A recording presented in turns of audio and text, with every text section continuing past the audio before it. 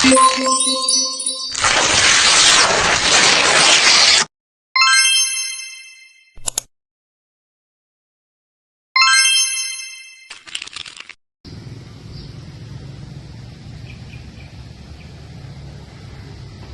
guys, kami dari kelompok 5 Hukum Lingkungan, jurusan PWK Unimed, Fakultas Ilmu Sosial.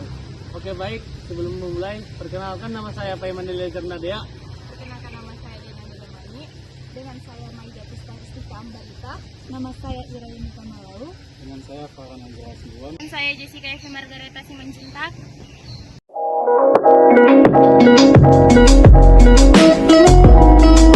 Sumber daya alam yang memenuhi kebutuhan hidup, sehingga air dilindungi untuk agar dapat bermanfaat bagi kehidupan. Jadi air itu merupakan harus dilindungi agar dapat memenuhi kebutuhan hidup manusia. Butuh pengendalian dan pelestarian untuk menjaga kebersihan dalam sungai.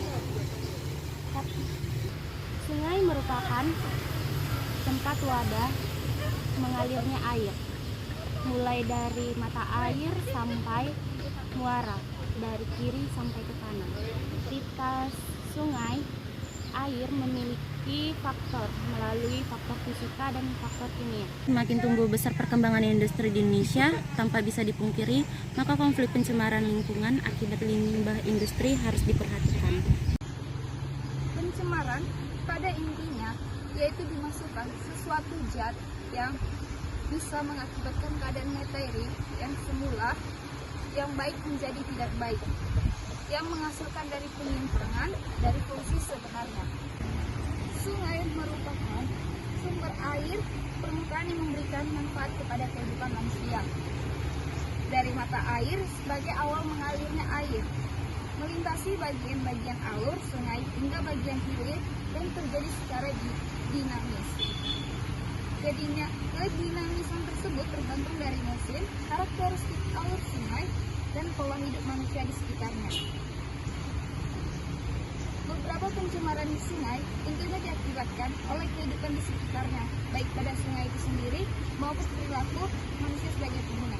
Bisa kita lihat pada sungai ini, di sini sungainya sudah tercemar.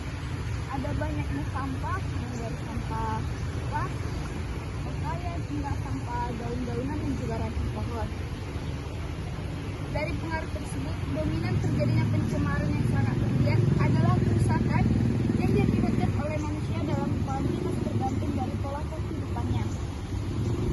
Setiap sungai pinggiran yang padat dengan pemukiman dipastikan akan terlihat saluran-saluran buangan yang menuju ke badan sungai. Sehingga apabila dikumulatifkan dari beberapa cerobong buangan, maka akan menjadi buangan yang cukup tinggi.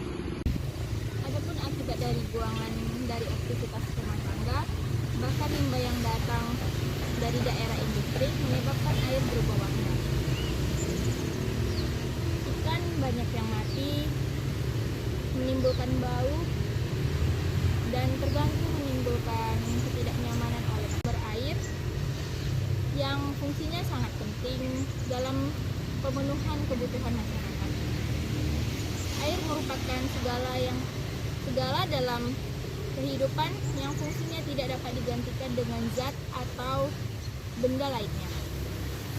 Seperti kasus yang kami angkat, terkait pencemaran yang dilakukan sebut saja PTM yang membuang limbah bekas pemotongan ayam ke Sungai Deli Kota Medan. Relevasinya ialah industri pemotongan ayam di Indonesia berkembang sesuai dengan kemajuan perugasan global yang mengarah kepada sasaran mencapai tingkat efisien usaha yang optimal, sehingga mampu bersaing dengan produk-produk unggas luar negeri. Produk unggas yakni daging ayam, telur, dan dapat bisa dikatakan jauh lebih murah daripada produk-produk unggas di Indonesia. Namun seiring berjalannya teknologi, ada juga dampak positif dan dampak negatif dari industri pembuatan ayam. Adapun kegiatan produksi di industri tersebut tentunya menghasilkan limbah yang mencemari lingkungan sekitarnya. Limbah yang mencemari lingkungan sekitarnya bisa berbentuk limbah cair maupun limbah padat. Limbah cair tersebut antara lain bekas cucian ayam, darah ayam, dan slug atau yang dinamakan dengan endapan lemak. Sedangkan limbah padat seperti bangkai ayam, isi perut, bulu ayam, dan kotoran ayam.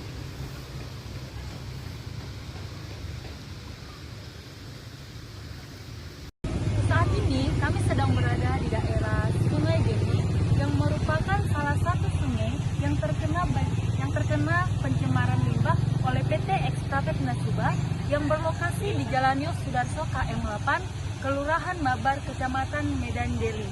Nah, PT ini dianggap melakukan pelanggaran menurut Undang-Undang Nomor 32 Tahun 2009 tentang perlindungan dan pengolahan lingkungan hidup karena membuang limbah cair ke sungai.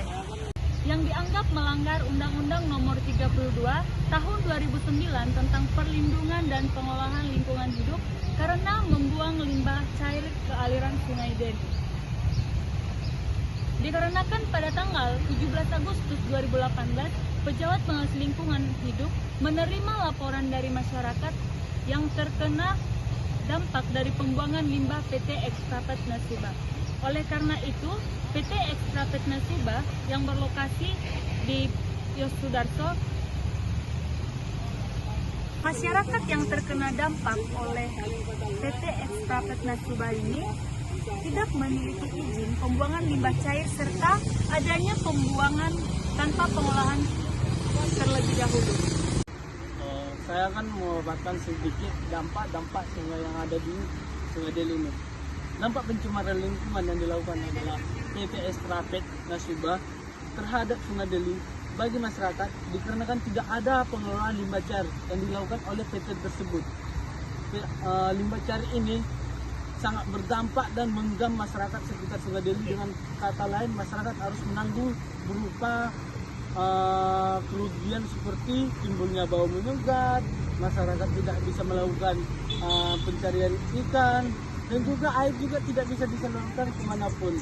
Dan juga paling fatalnya mengganggu aktivitas wisata di Sungai Deli, Kota Medan.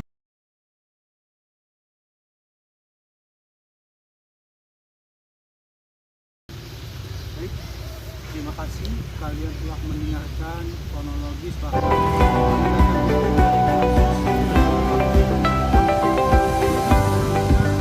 terdapat hal unik juga tentang problematika atau kasus yang kami angkat, yaitu terdapat laporan dari masyarakat. Jadi laporan dari masyarakat ini berkaitan dengan hak, kewajiban, serta masyarakat atau peran masyarakat dalam perlindungan atau pengelolaan lingkungan hidup.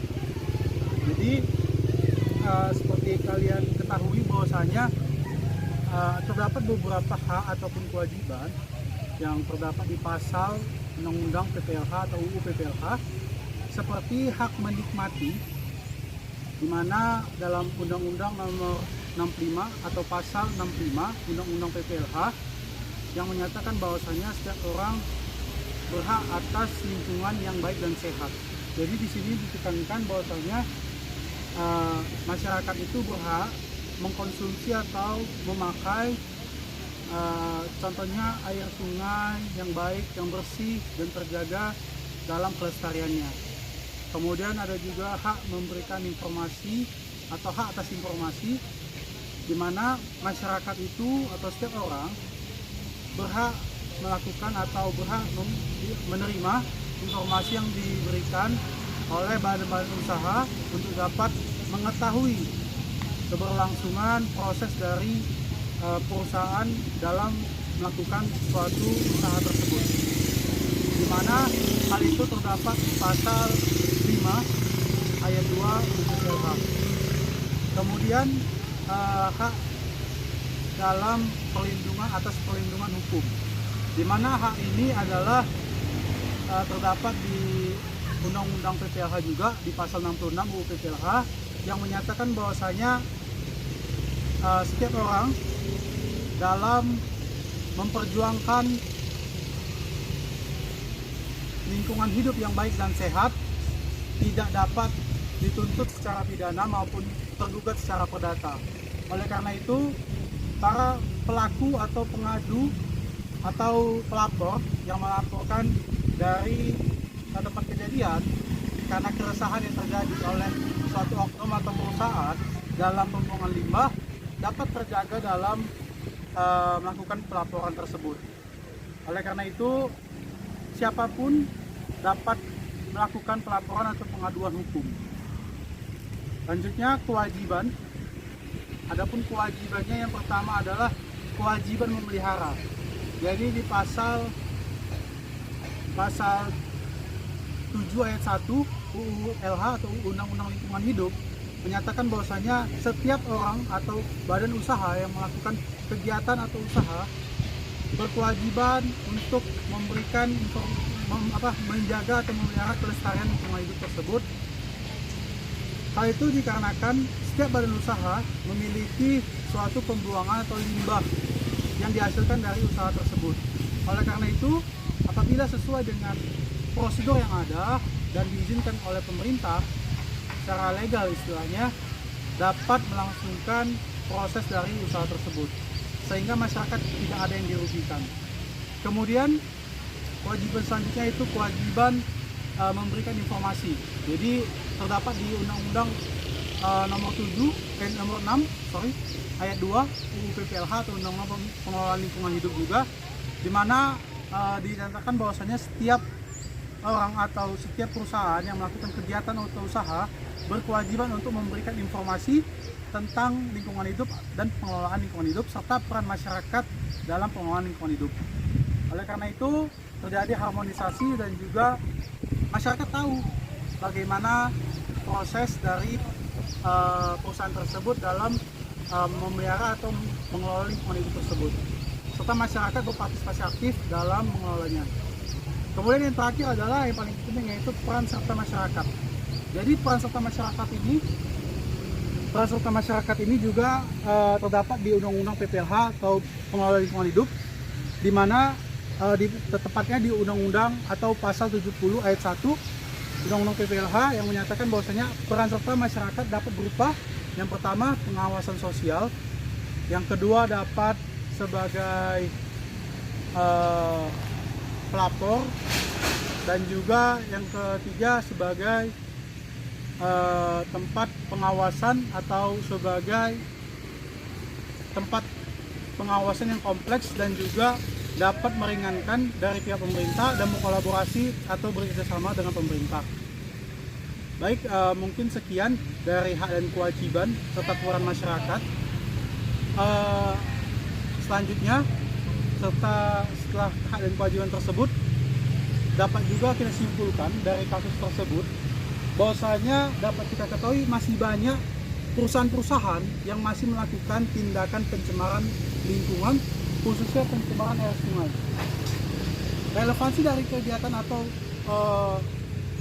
kasus yang kami angkat adalah tentang industri atau PT Extrafed Nasubah sebagai PT atau perusahaan pengelola ayam atau peternakan, bidang peternakan dan perikanan. Dia membuang limbah dan sudah terverifikasi oleh pejabat dari pengelolaan lingkungan hidup itu sendiri bahwasanya tidak adanya izin untuk membuang limbah tersebut ke aliran sungai, serta mereka tidak menerapkan pengelolaan yang baik, karena pada dasarnya sebelum limbah tersebut dibuang, alangkah baiknya atau sudah terjadi prosedur tersebut adanya pengelolaan yang dilakukan oleh pihak perusahaan tersebut atau istilahnya penyaringan, sehingga tidak langsung mengenai dampak dari pencemaran air sungai tersebut. Kemudian terindikasi juga melanggar dari baku mutu air lingkungan. Jadi salah satu dari kesimpulan dari kompleksnya kesimpulan tersebut dapat disimpulkan bahwasanya kita sebagai warga masyarakat harus juga berpartisipasi aktif dan juga berperan dalam menjaga lingkungan hidup serta mengelola lingkungan hidup itu sendiri. Mungkin demikian dari kesimpulan dari saya. Adapun solusi yang kami berikan ataupun saran yang kami berikan untuk melengkapi video yang kami sampaikan kepada audiens ini adalah yang pertama adalah perusahaan dapat melakukan remediasi atau pemulihan fungsi lingkungan dengan cara menjaga ekosistem. Baik, kami lanjutkan, yaitu tentang solusi yang kami berikan tentang kasus yang kami angkat, yaitu pencemaran lingkungan atau pencemaran air sungai yang dilakukan oleh PT Extrafet Nasuba atau PTN. Jadi kami memberikan solusi atau menyarankan, yang pertama adalah bahwasanya PT tersebut atau PTN dapat melakukan remediasi atau pemulihan lingkungan hidup dengan cara memasukkan zat kimia dan mikroorganisme untuk menetralkan limbah cair yang dibuang tersebut dan juga menjadi keseimbangan atau memulihkan dari proses pengelolaan lingkungan hidup tersebut. Kemudian menyarankan atau memberi solusi bahwasanya agar PTN tersebut melakukan kegiatan rehabilitasi dengan melakukan perbaikan ekosistem dengan menanam tumbuh-tumbuhan atau tumbuhan hijau di sekitar dari pencemaran air sungai tersebut agar terjadi keseimbangan dan keseimbangan ekosistem. Kemudian diharapkan Dinas Lingkungan Hidup melakukan SOP yang ketat demi untuk menerapkan proses lingkungan hidup itu, serta perusahaan-perusahaan yang lainnya tidak dapat melakukan kegiatan atau melakukan pelanggaran pencemaran air atau pencemaran air sungai yang seperti yang ada dilakukan di PT Extrafet Nasuba tersebut. Kemudian selanjutnya Dinas Lingkungan Hidup diharapkan juga dapat membuat sebuah komunitas atau badan sebagai badan pengawas atau pemantau agar perusahaan tersebut memahami kondisi lingkungan atau kondisi sekitarnya agar proses dari usaha yang mereka lakukan dapat tanpa mengakibatkan kerusakan atau pencemaran lingkungan hidup. Oleh karena itu, PT tersebut harus betul-betul memperhatikan dan juga melaksanakan kegiatan usaha tersebut tanpa merugikan masyarakat lain dan juga ekosistem yang ada di dalamnya. Dan juga dari hasil pengelolaan limbah seperti yang ada di kasus tersebut atau limbah cair dari pemotongan ayam tersebut itu dapat dijadikan produksi ekonomi baru atau sebagai seperti pupuk bisa dilakukan, jadi tanpa mencemari hal-hal yang baru, namun malah meningkatkan cuan atau meningkatkan dari produksi perusahaan tersebut, serta memakai atau memerankan masyarakat dalam berpartisipatif dalam produksi dari hasil pengelolaan limbah cair yang dihasilkan oleh PT Extrafet Nasuba tersebut. Nah, mungkin demikian yang dapat kami sampaikan dari hasil video sosialisasi ataupun juga memberikan pengetahuan baru dengan kalian dan juga beserta contoh-contoh yang telah kami sampaikan. Mudah-mudahan hal ini dapat menjadikan referensi kalian untuk dapat menghimbau atau menjadi masyarakat yang paham dan juga peduli tentang pengelolaan lingkungan hidup. Demikian, terima kasih. Pasal 16 dan Pasal 15 Undang-Undang Nomor 32 Tahun 2009 tentang perlindungan dan pengelolaan lingkungan hidup dari Pemerintahan Kota Medan terhadap PT EN sebagai perusahaan industri pemotongan daging ayam serta unggas yang pasti usaha untuk atau kegiatan tersebut wajib AMDAL dan setelahnya diatur dalam Pasal 22 ayat 1 dan 2 Undang-Undang Nomor 32 Tahun 2009 tentang perlindungan dan pengelolaan lingkungan hidup, yaitu 1. Setiap usaha atau kegiatan yang berdampak penting terhadap lingkungan hidup wajib memiliki AMDAL. 2. Dampak penting ditentukan berdasarkan kriteria besarnya jumlah penduduk yang akan terkena dampak rencana usaha dan atau kegiatan. Yang kedua, lalu dalam Pasal 24 Undang-Undang Nomor 32 Tahun 2009 tentang Perlindungan dan Pengelolaan Lingkungan Hidup, yaitu dokumen AMDAL sebagaimana dimaksud dalam pasal 22 merupakan dasar penetapan keputusan kelayakan lingkungan hidup pemerintahan Kota Medan dalam pengeluaran izin kelayakan lingkungan harus sesuai yang diterapkan dalam pasal 31 Undang-Undang Nomor 32 Tahun 2009 tentang Perlindungan dan Pengelolaan Lingkungan Hidup, yaitu berdasarkan hasil penilaian Komisi Penilaian AMDAL. Menteri Gubernur atau Bupati Wali Kota menetapkan keputusan kelayakan atau ketidaklayakan lingkungan hidup sesuai dengan kewenangannya. Yang ketiga, berdasarkan pasal 13 ayat 3 Undang-Undang Nomor 32 Tahun 2009 tentang Perlindungan dan Pengelolaan Lingkungan Hidup menjelaskan sebagai berikut. Yang pertama, pengendalian pencemaran atau kerusakan lingkungan hidup dilaksanakan dalam rangka pelestarian fungsi lingkungan hidup. Yang kedua, pengendalian pencemaran dan atau kerusakan lingkungan hidup sebagaimana dimaksud pada ayat 1 meliputi pencegahan, penanggulangan, dan pemulihan. Yang ketiga, pengendalian pencemaran atau kerusakan lingkungan hidup sebagaimana dimaksud pada ayat 1 dilaksanakan oleh pemerintah, pemerintahan daerah, dan penanggung jawab usaha atau kegiatan sesuai kewenangan, peran, dan tanggung jawab masing-masing.